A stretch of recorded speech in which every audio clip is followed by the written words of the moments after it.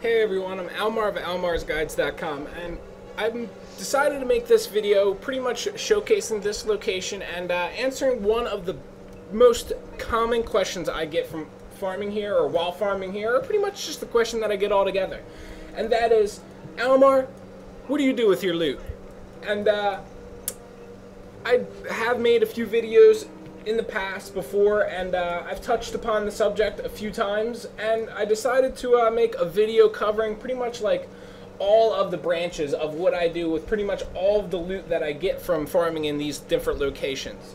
And it's not like it's this huge complicated scientific process, but there are things that I do with each individual piece of loot, and it would be worthwhile to share it with everyone. So pretty much to get started, let me loot all this crap so I have some time. I know, you get so much loot from here, it's just absolutely beautiful. Now, let me hit I, open up my inventory, and I'll start showing you. So you have the normal crap here that you get, and to get started, this, all of this stuff I usually deposit until my bank gets full, and then what I'll do is I'll start selling it. Like, I have 250 of almost everything in my collectibles tab, literally almost everything. And since I have 250 of almost everything, I've just started selling everything that I get, since I obviously can't put any more in there. So that's usually what I do with this. And now, like Crystalline Dust, I don't have 250, but I still sell it. But what I do is I don't sell it for the initial price that it's at, because I don't want, 25 silver. I want, 27, 28 silver. And usually when the lowest seller price goes down, I increase mine to what I know it's going to go up to. So, like right now, it's actually on its way up. It's at 27.21, and mine are listed at 27.55. But I know it goes up to 28 silver, and it seldom goes up past that. So don't list it at anything past that. Pretty much what you need to do is figure out how far these items go up, and then once you know how high they go, that is when you'll want to list them at that price. For anybody who's inexperienced with it or can't memorize all of the numbers like I do, what I recommend you do is maybe Sunday night at prime time, in between every North American prime time, like Pacific prime time is right around like maybe 7 p.m. is when the most people will be on, and that would be 10 p.m. EST. So at that time, whether you're EST or PST or anything like that, that's when you want to like maybe get a notepad and a pen and write down all of these prices to figure out what they need to what the sell price is going to be for each of them.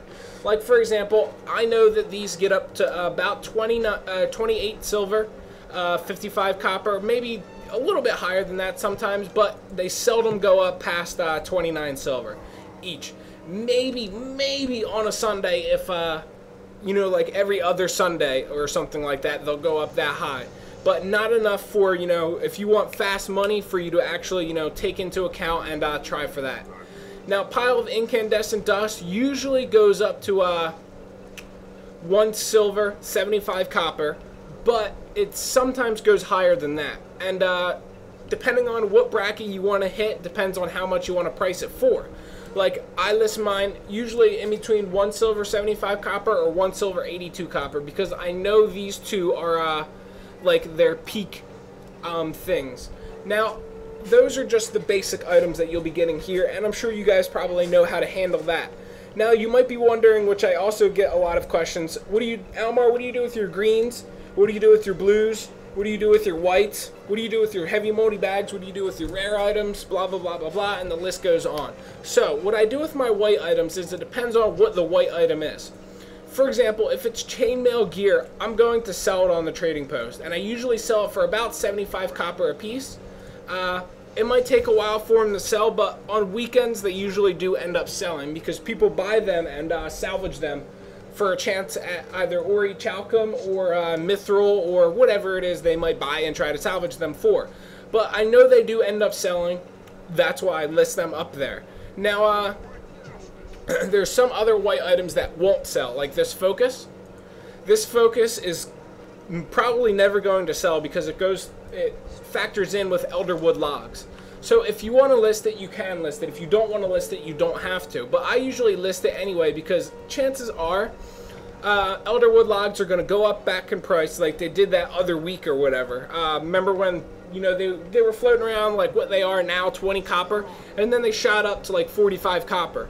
And when that happens again, all of these salvage mats are going to go back up. So instead of, you know, getting the 32 copper now and being happy with that when you vendor it, if you list it for the 75 copper, you might get 67, which will be double the price that, you know, you would get from vendoring it. You just might be sitting on it for a while. If you don't mind sitting on it, then definitely list it. If you want the money now, like right now, then of course, you know, go and vendor it. It's up to you how you want to get things done. I don't mind sitting on money forever because I have a couple, I have over 1,000 things listed on my trading post. So pretty much at all points of the day and every day there's something selling that I might have listed weeks and weeks earlier because I have so many items listed.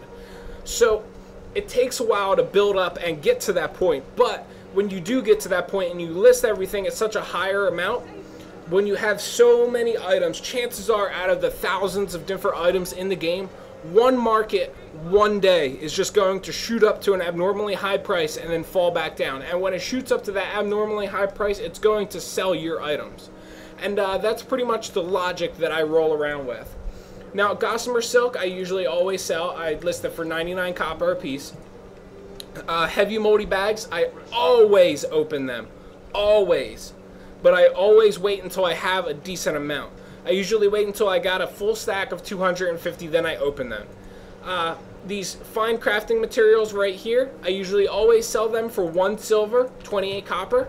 Although last night they went up in price quite a bit to like 1 silver, like 50 some copper and like 45 copper. Like they were all going up. So they might go up again in the future. I'm not sure, but I have a few listed at those higher end prices and I'll definitely keep an eye on them to see when they sell. If you do salvage something, you get like mithril, definitely always just sell that. I usually list mine at 35 copper until it goes back up in price. Other salvage mats like this, I usually list my rags at 35.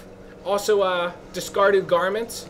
These usually I vendor, but sometimes I do list them at a higher price. It honestly depends. They salvage into silk, and that very, you know, seldom sells, but I have a feeling in the future that they're going to boost up silk's value, as well as Gossamer Silk as well. So who knows, they might sell sometime, but I wouldn't hold your breath for it. Now you got Shaman's Norn Greatsword of Air. Now this is what I do with rares. First I check the price. Notice how it's selling for 34 silver, 90 copper. If I salvage that, in order to make the 34 silver, I'd have to get lucky enough to get 2 ectoplasms, which is just not going to happen. So I'm going to list mine at that price. Now I've found it to be, what you want to do is not, when it comes time to selling the rares, I usually don't raise the price on the rares too much because selling a rare like that for 34 silver is already kind of pushing it. So, it's best not to push your luck, you know, times 2, in other words.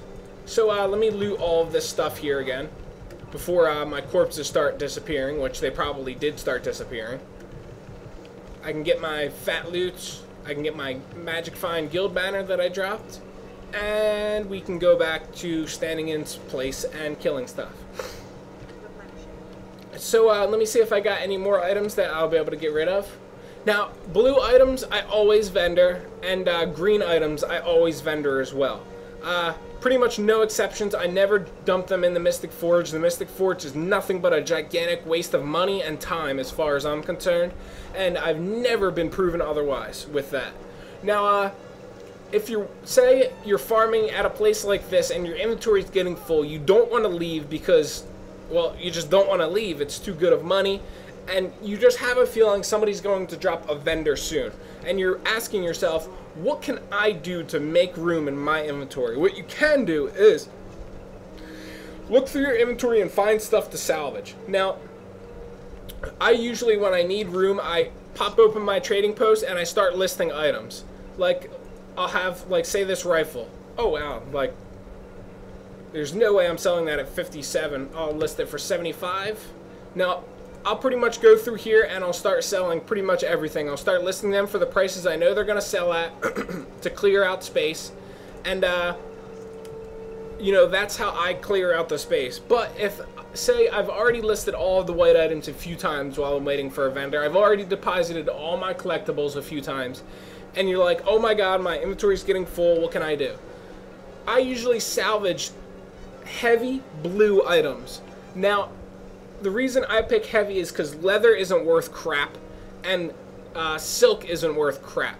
Only you should only salvage stuff that you know is going to give you mithril or have a chance of giving you ori chalcum. Like that, there you go. I actually just made more money salvaging that blue chain piece of gear. And I lost money salvaging that one, but oh well, it doesn't really matter. I didn't lose that much money. I lost maybe like 30 copper, which in the big picture of things isn't, you know, that big of a deal. And that's what you want to do to start clearing out some space. Salvage blue chain gear, and then if you have room, you'll be able to deposit them into your stash.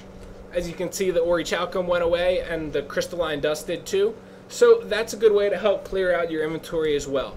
And that pretty much ends this video of what I do with all of my loot. Hopefully I informed some of you guys, I helped you guys out and stuff like that.